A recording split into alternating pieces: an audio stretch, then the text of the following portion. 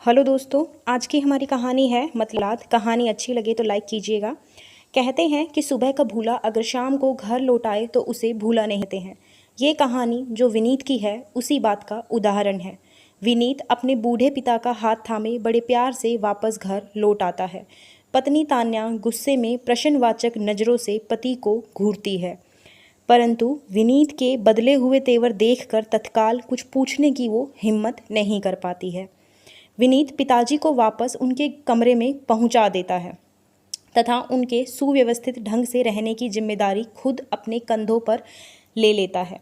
सारी व्यवस्था कर विनीत अपने कमरे में कुर्सी पर जाकर बैठ जाता है और सोचता है, पिछले 6 महीनों से पिताजी हमारे साथ है, परंतु मैंने कभी भी ना तो उनकी भावनाओं की कद्र की है और ना ही कभी उनके पास बैठकर उनके साथ सुख दुख बांटने की कोशिश की।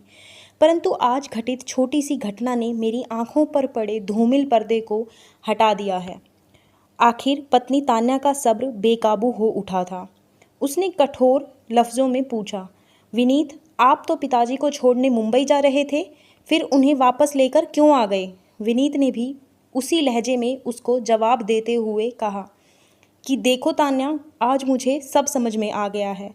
मुझे समझ में आ गया है कि माता पिता और औलाद का रिश्ता ऐसा होता है जिसकी डोर से व्यक्ति इतना बंधा होता है कि मन के दलदल में जब स्वार्थ हावी होने लगता है तो मृत प्राय खून के रिश्ते कभी कभी अचानक से पुनर्जीवित हो उठते हैं। विनीत, आप दार्शनिक जैसी बातें करना छोड़िए।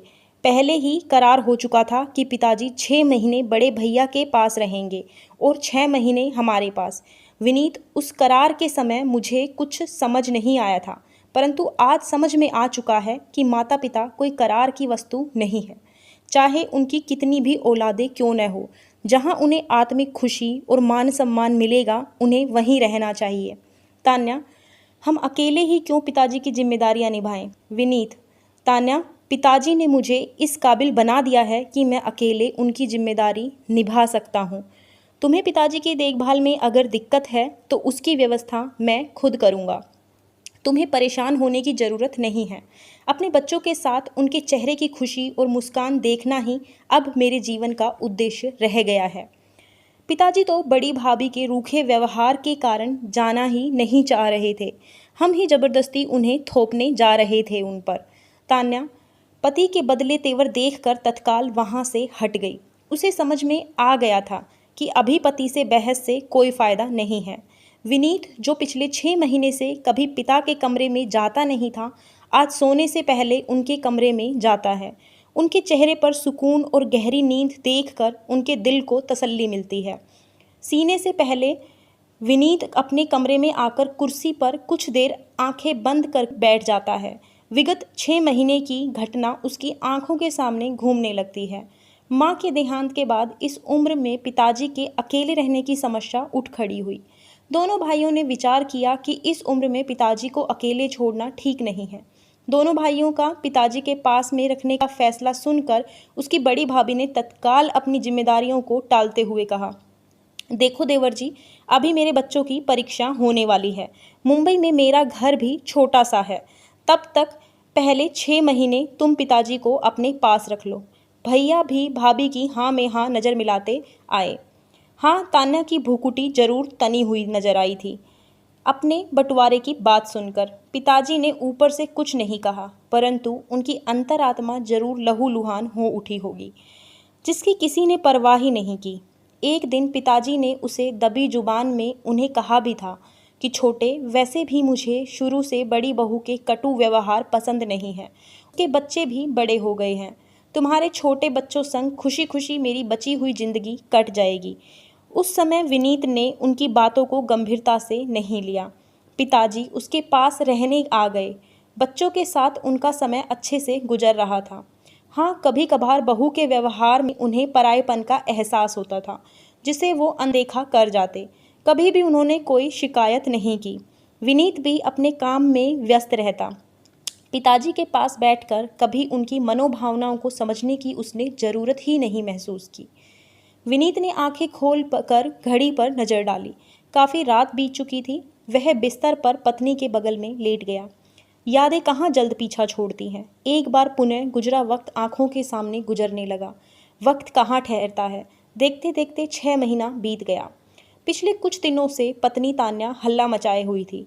कहती, विनीत, पिताजी को यहाँ 6 महीने पूरे हो गए हैं। बड़े भैया से कहिए कि पिताजी को आकर ले जाएं। पत्नी की बातों में आकर विनीत ने भी फ़ोन करते हुए कहा, बड़े भैया, यहाँ पिताजी को 6 महीने पूरे हो गए हैं, आप आकर उन्हें ले जाएं।